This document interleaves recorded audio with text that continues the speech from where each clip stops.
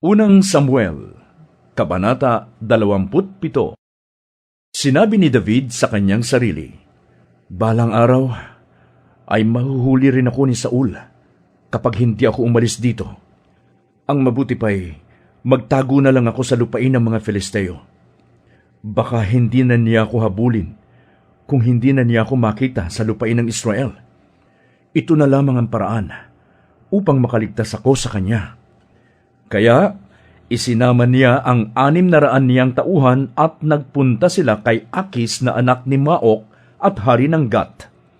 Doon nanirahan sina David kasama ang mga asawa niyang si Ahinoam na taga Jezreel at si Abigail na byuda ni Nabal na taga Carmel.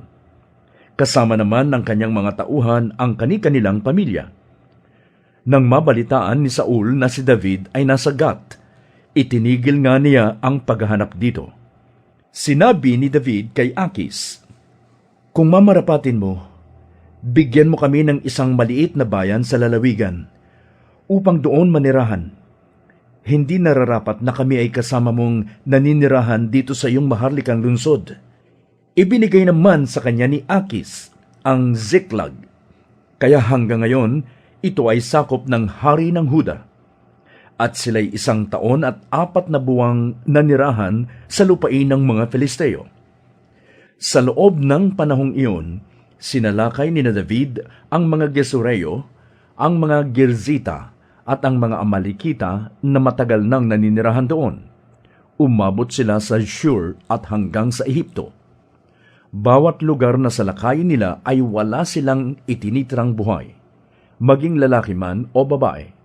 At bago bumalik kay Akis, sinasamsam nila ang lahat ng kanilang makita, tupa, baka, asno, kamelyo at mga damit.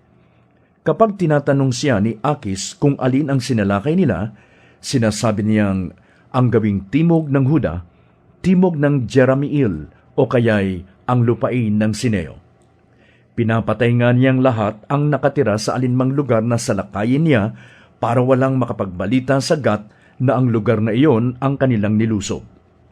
Palaging ganoon ang ginagawa ni David sa buong panahon ng paninirahan nila sa lupain ng mga Filisteo. Si Akis naman ay labis na nagtiwala sa kanya, sapagkat akala niya ay masamang-masama na si David sa mga Israelita, at dahil dooy, maaalipin na niya ito habang panahon.